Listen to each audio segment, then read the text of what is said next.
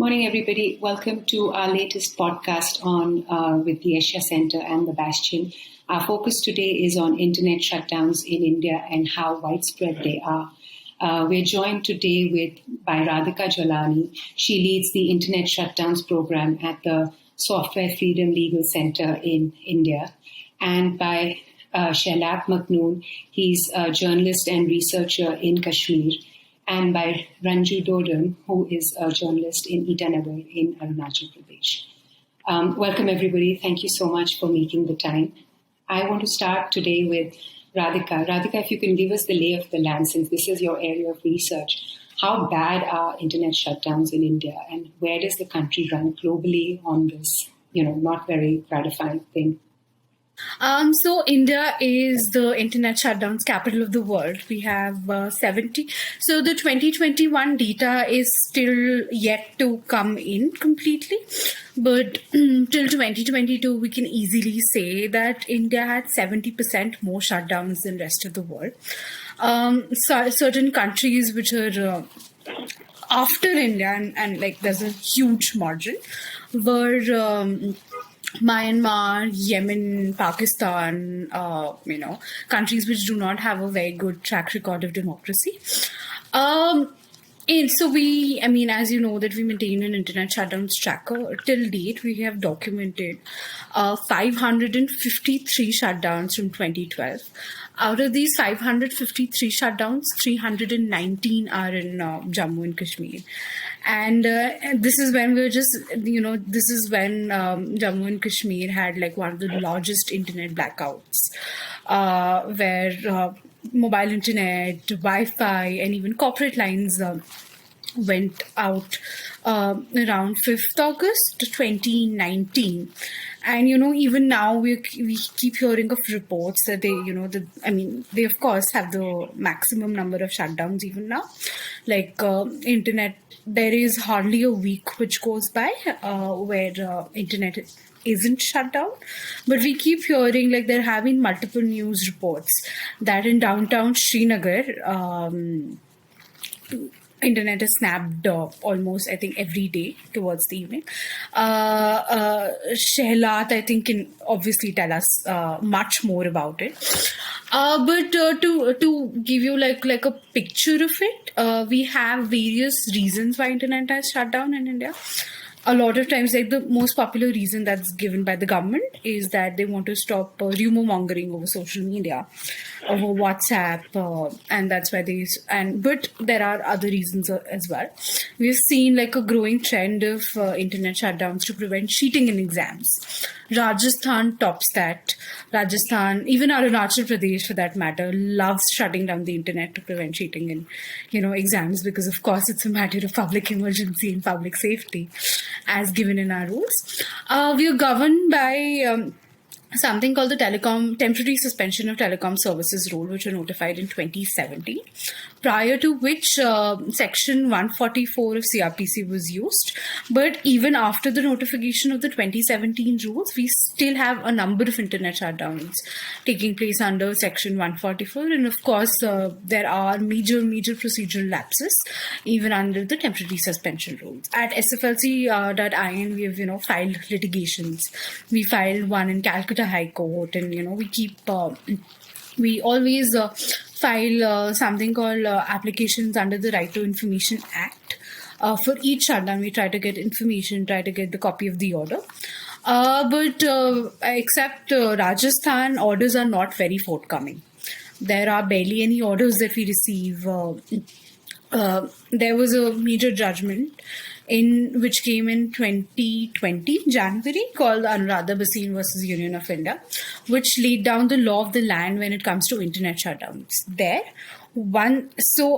Supreme Court has refrained from declaring internet as a fundamental right, but they did say that internet should be a fundamental right as per as your trade and profession are concerned. The Supreme Court also said that you have to publish orders before you're shutting down the internet. But we again rarely see that. Collecting data is also becomes a task, because shutdowns in India, okay, so their nature is very hyperlocal. For example, we have all of these mobile towers spread across the country. These shutdowns are hyperlocal in the manner that if you shut down one tower in one remote region of the country, it'll be very, very hard, to figure out that it has happened. Because by the time that news comes out, it has been restored. And there is a severe lack of public awareness on shutdowns. It is only after internet was shut down in Delhi on 19th December 2019 during the CA protests that internet shutdown actually caught the attention of media and of the world. We keep joking about it that they will never be able to shut down internet in Delhi. But that did happen, and that has caught the attention, so it's become a slightly more popular topic, though we're far in terms of procedure, in terms of calculating the impact, we're far away from where we should be. Just one last thing before I conclude. Government of India, in questions asked in Parliament, has specifically said that they don't maintain any data. They have no data on the number of internet shutdowns that have been imposed.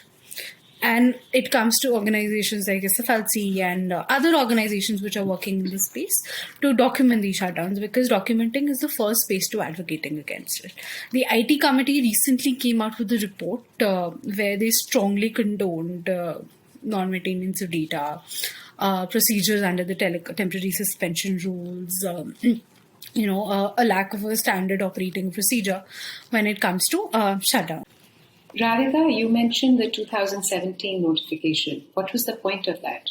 What was it meant to do? Right. So the notification takes effect from Section 7 of the Indian Telegraph Act, which is also colonial legislation, I might add. These rules are notified under that section. What these rules say is that there are 5 or so conditions under which internet can be suspended. The most used one of them is public safety and public emergency. The temporary suspension rules lay down the procedure through which internet has to be suspended. They also lay down the fact that there needs to be a review committee meeting, formation of a review committee, and a review committee meeting when internet is suspended. So before the suspension or after the suspension, to see if it was a valid suspension? Okay. After the suspension, within, I think, 5 days, they have to formulate the committee. And does that committee is no. And or even if it does, we never get any responses because the committee meetings are not in public. One problem with the committee is that it's solely formed of the executive. Like there is no member, there's no independent member or any member of the judiciary in that committee. Whatever RTIs we file, we always ask for these review committee meetings. So far, we have got nothing. Okay, so moving on to understand what an internet shutdown, especially for those of us sitting in Delhi, it's a rare occasion. Chalat, as Radhika told us, and as you experience daily, it's pretty Kashmir seems to be the most hard hit by these shutdowns. Can you tell us what does it do for life over there, whether it's for your life or even people you know? Just what does a shutdown do? I'd like to start with an anecdote. Just last year, I had my final year exams. In the middle of the pandemic, everything was going online. And in the middle of the pandemic, I had to travel to Delhi just to give my online exams because we had no internet here. So basically, after that, when I came back, we had to set up a broadband connection here. And I got to know that broadband is only available in all the major towns and Srinagar, and broadband internet is a luxury here, basically. So it's very expensive and you have to get the cables laid down here. And when there is an internet shutdown, everything gets affected. It's not just students. From the past 2 years, we have had online classes. We have had everything is basically online, but students haven't been able to really join those classes. They haven't been able to register for competitive exams like NEET, JEE. They haven't been able to. Sometimes people have even missed deadlines for college registration throughout India. So it's been a very the damage has been very colossal in that sense. Let's take an example of healthcare. For example, there was a WhatsApp group of around 1,200 doctors, which connected junior doctors to specialists throughout Kashmir. So they'd basically upload patient reports there, the junior doctors, and then consult with senior surgeons for medications, for tests, etc. And after the 2019 shutdown, which was around a 550-day shutdown, I think, Radhika, right? So after that shutdown, that group basically fell off. The group couldn't work like it used to before, and let's say we often get stuck in statistics when we talk about internet shutdowns, but we do not talk about the effect of on the attitude of the people when it comes to internet shutdowns. So throughout the world, in various parts of India, we see how businesses, how how education institutions are moving online, right? So businesses are using digital payments, they are using cloud accounting, they are basically using a lot of internet-based tools, right? But in Kashmir, people are we a significant part of the Kashmiri population are laggards. Basically, they're not moving to internet because it's not reliable enough. Testing labs during the longest ever internet shutdown, most of the labs, the pathology labs in Kashmir, do not have equipment. So what they basically do is that they take the samples, they send them to Delhi, they send them to Bangalore, and then receive online reports. Sorry. So during this longest ever shutdown, we also faced a pandemic in between, and they were not basically able to get those test reports from these labs. So it was very serious, and people. I don't know. There has been no research in this field. There has been no research there's no data on how many lives are lost because of internet shutdown. It's a very serious issue. It's not just about not being able to access YouTube. It's not only about not being able to access social media websites. It's actually taking lives here. Ranju, I want to turn to you now. You're in Itanagar, mainstream Delhi media, and I'm part of that, rarely covers Arunachal, right? So even when you have shutdowns, we know when Kashmir has shutdowns, it often makes it to the news, if not every time, but often enough at least. But we don't often get to know when you guys have shutdowns. Can you talk about what the lack of coverage does? Can you talk about why do you think these shutdowns happen in your part of the world, and how does it impact life over there? Again, in the last 2 years, as the rest of the world has moved online, has it made it harder, or has it just been the same level of adversity? I think what you said about the lack of coverage from Delhi media is quite symptomatic of not just the media but also policymakers in Delhi, which where they suffer from the Delhi syndrome, where they can't see beyond Calcutta. That's where India ends, and then the rest of the Northeast begins. Arunachal making it to the news is only news when there's a Chinese aggression, the Chinese have entered India. So it's as if Arunachal needs to be viewed from a foreign lens, from foreign policy lens to make it to the news. But yeah, with regards to the internet shutdown, as is the case with Kashmir, which Shalat has said, internet penetration, isn't that deep. Broadband connectivity is a luxury. It's only now, in the last 2-3 years, that some other more private players have come in. Otherwise, and that too only in the major cities, and in other places, we are reliant on the BSNL network, which hardly ever works, and even if it does, it's very slow. So you really can't get any work done, and not everybody can afford to have broadband connectivity in their homes, in their offices. So most people are reliant on their mobile data connectivity, which is what gets most affected. During the last 2 years, I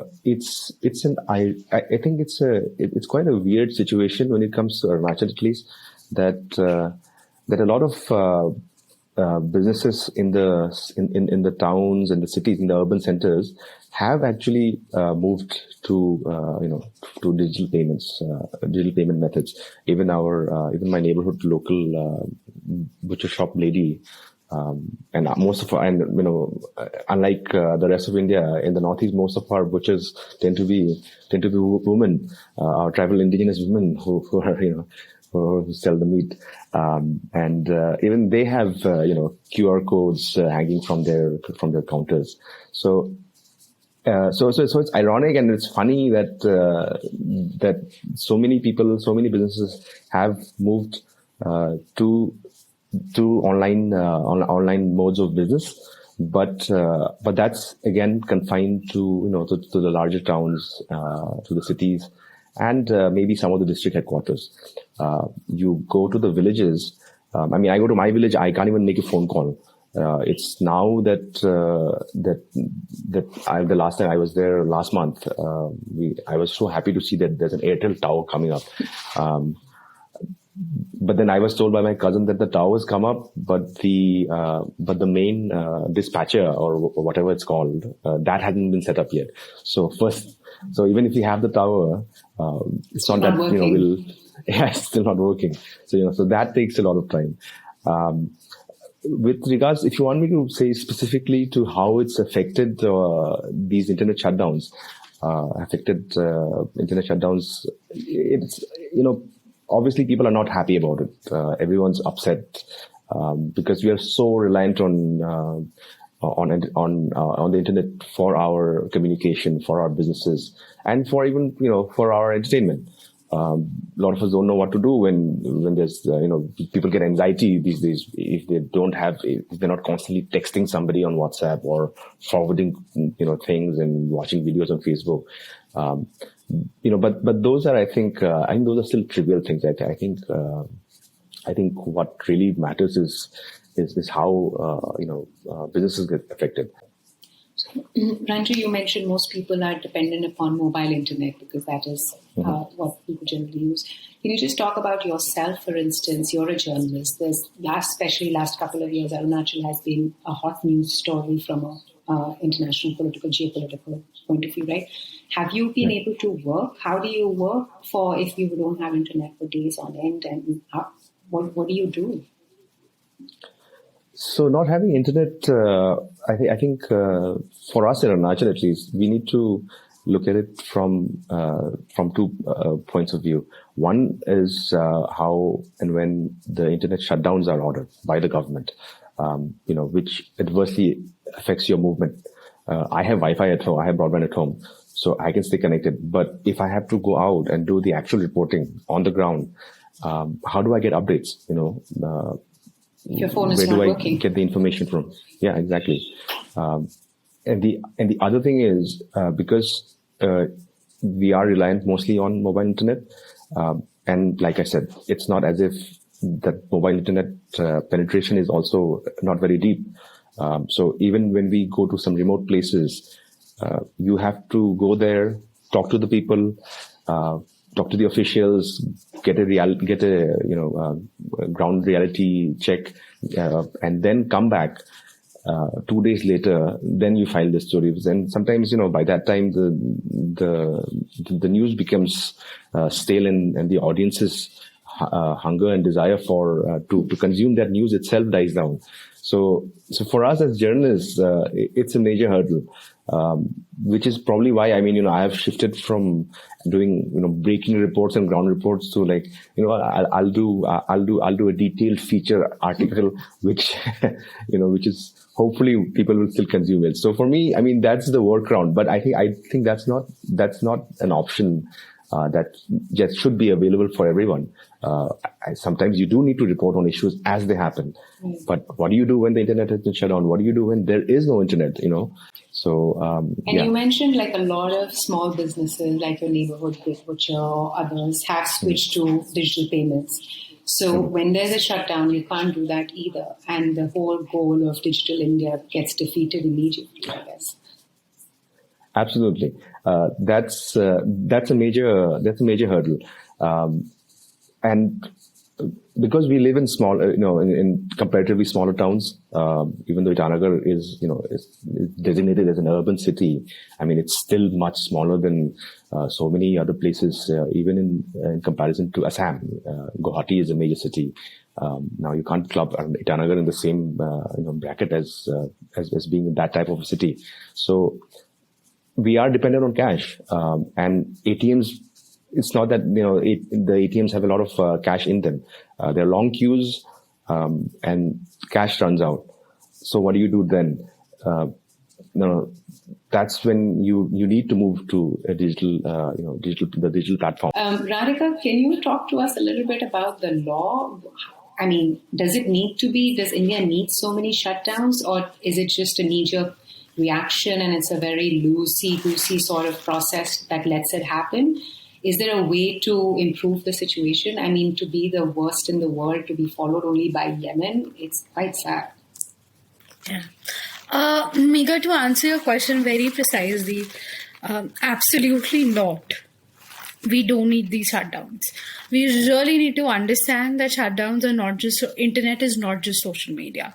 Shailat spoke to us in detail about this. Ranju told us in detail about this, how all of these things have such a major impact on our economy. They have an impact on, children's education, and especially during COVID times when, all of us were just online, right? I mean, imagine your existence without this. We're recording this podcast online.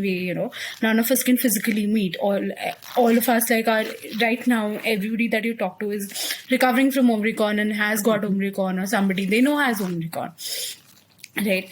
In such situations, especially imposing an internet shutdowns, to stop rumor mongering is unfair. It's archaic. It's not something that we need, right? During when Anuradha Bhasin versus Unifinia arguments are going on, I think at that time the government law officer, I think that was I'm forgetting his name, he submitted in court that, the court asked him that, why can't you just stop social media and let other internet function, have a mechanism like that. He said that it's not possible, which is true, because we have VPNs, we have a lot of other things that can bypass, temporary bans on it. So to fight a law and order situation, you cannot have knee-jerk reactions. I mean, it's understandable that internet as a phenomena grew so fast that nobody could really understand what's happening. I think we're all trying to wrap our heads around it. As people who are working in tech policy, half of the time we're just trying to grapple what internet means. And now there's a new thing called Web 3.0 that's coming in. In such situations, we need an update in the law. We need laws and policies to be revised at a quicker pace, and we need the authorities to be slightly more innovative when they're approaching more law and order situation. More accountable. I mean, why would you need to shut down the internet to prevent cheating in exams, right? I mean, we are against jammers also, but they're slightly they're a point better than imposing a blanket shutdown. Rajasthan had a 2-day shutdown, so 48 hours during a pandemic. Almost all districts in Rajasthan had no internet. 48 hours. Wow. Exactly. How will kids study? All of our material is online, even if we don't have an exam right now. Oh, there's also a very interesting thing that happened in Kurukshetra University during when the farmers' protests were happening. They had shut down the internet. I think it was in Karnal and a couple of other districts. So Kurukshetra University, I think it's Kurukshetra University only, which asked students that you either come physically to the center or arrange your internet. We sent a letter to them and I'm like, okay. I mean, how absurd can this be? The state is shutting down the internet, then you're telling the students, who might just be scattered across the country, to arrange for internet during an internet shutdown imposed by the state, or come physically to the center when there are clear Supreme Court guidelines against it. The IT committee is trying to do something about it, the IT committee headed by Dr. Shashi Tharoor. They've come out with a report recently, but where they've pointed out a number of things that need revision in this entire regime, but we are yet to figure out what's actually going to happen. Any solutions that you want to offer to the government, or any of you, Shailat, Ranju? Yeah, I'd like to just add to what Radhika said. What are the justifications given for internet shutdowns? Misinformation, rumor mongering, disinformation, etc. Right? So let's look at major upheavals, major turmoils throughout the world that we have recently seen: the George Floyd protests, the Capitol Hill riots in Washington, the Yellow Jacket riots in France, right? So have we ever heard of an internet shutdown there? Have we ever even read an opinion piece in a newspaper or on a online web portal which has talked about internet shutdowns? All the discussions have always revolved around the regulation of the content, right? The regulation of the content on social media, how misinformation can be stopped through various tools like downvoting content, using better algorithms, controlling or regulating recommender system algorithms. So we have talked about those things, but nobody's talking about internet shutdowns throughout the world. So it's something that's not even being discussed there. It's not even an option. So yeah, these are just knee-jerk decisions, and they don't really work. They don't really work. So just to take an example, let's say internet is an information superhighway. Everyone is doing their business on this highway, and we cannot just impose a curfew.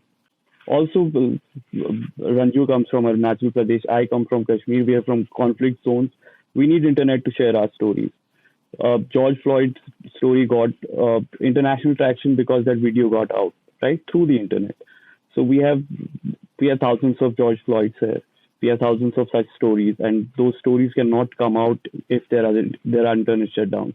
So here we also should question the intention of the government. Why are they imposing internet shutdowns? Is it just to curb the misinformation, or is it also to curb the information on human rights violations here in Kashmir and elsewhere in Northeast, in Arunachal Pradesh, in Nagaland, where we have draconian laws, where we have security forces using these powers, these arbitrary powers against people, against innocents. And these stories are not coming out because of these internet shutdowns and all of these communication blockades. I think if I could just jump in, I think 2 years ago, if I had said this would have sounded something that has coming from a place of privilege.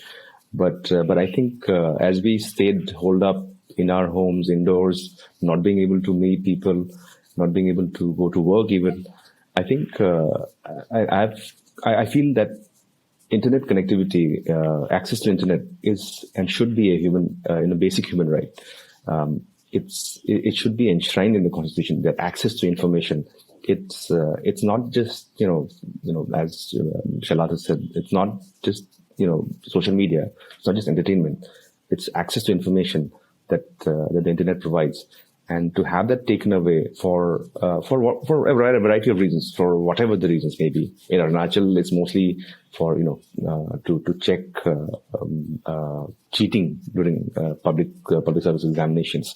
Or the most recent one that happened just a few weeks back was to fight rumor mongering and to stop an organization that had called a band, a 36-hour band. So the internet was shut down for 36 hours. That's almost 2 days. Now, whatever the reasons may be, I think whenever the internet is shut down by the government, I think it's a failure of the government. Regardless of the situation on the ground, regardless of the state mechanism, the state machinery's capabilities, I think that internet shutdowns are reflective of the state's failure to be able to handle those situations, in a different manner. I'm sure there must be a different way you can fight these apparent problems that the governments give an excuse for. Yeah. Very valid point. On that note, guys, thank you so much, all of you. I just have 2 takeaways from this. It should be a basic human right. I mean, especially in today's day and age, and we don't know when we'll get out of this pandemic. And it is a failure of the state that they cannot come up with other mechanisms to curb whatever problems they think the internet might be causing. Yeah. Thanks a lot, guys.